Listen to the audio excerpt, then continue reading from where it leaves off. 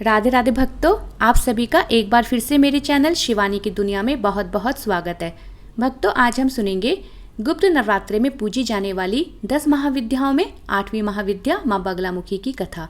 भक्तों, गुप्त नवरात्रे के 8वें दिन माँ बगलामुखी की पूजा की जाती है। माँ बगलामुखी को पीताम्बरी देवी आदि कई नामों से भी जाना जाता है।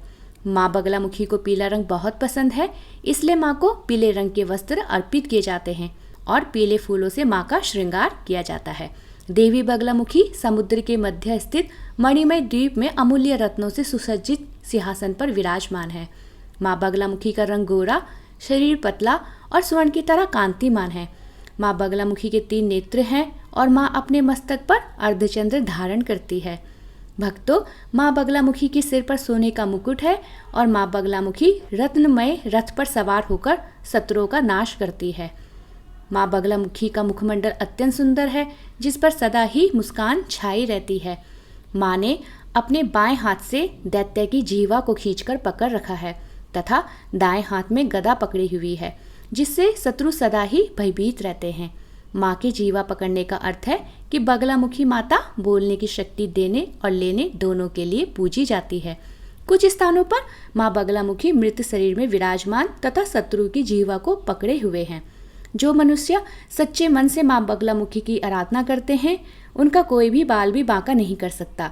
शत्रुओं के नाश, वाक सिद्धि, वाद विवाद में विजय प्राप्त करने के लिए माँ बगलामुखी की उपासना की जाती है। बगलामुखी माता के भक्त सभी प्रकार के सुखों को भोगकर अंत में मोक्ष को प्राप्त करते हैं। माँ की पूजा में माँ को पीले चावल, पीले फूल, पीले वस्त्र और पीला भोग अर्पित करना चाहिए। माँ बगलामुखी की पूजा में पीले वस्त्र धारण करने चाहिए और पीले रंग के आसन पर बैठकर ही माँ की पूजा करनी चाहिए। भक्तों, माँ बगलामुखी के प्राकट्य की कथा इस प्रकार है। पौराणिक कथा के अनुसार एक बार सतयुग में महाविनाश उत्पन्न करने वाला ब्रह्मांडीय तूफान उत्पन्न हुआ, जिससे संपूर्ण विश्व नष्ट होने लगा। इससे चारों तरफ हाहाकार मच गया और संसार की रक्षा करना असंभव हो गया। यह तूफान सब कुछ नष्ट करता हुआ आगे बढ़ता जा रहा था, जिसे देखकर भगवान श्री विष्णु चिंतित हो गए। इस समस्या का कोई हल न पाकर भगवान श्री हरि विष्णु शिव जी को याद करने लगे। तब भगवान शिव ने प्रकट होकर भगवान श्री विष्णु से कहा कि शक्ति रूप के अतिरिक्त अन्य कोई इस विनाश को नहीं रोक सकता, अतः आप उनकी शरण में जाएं।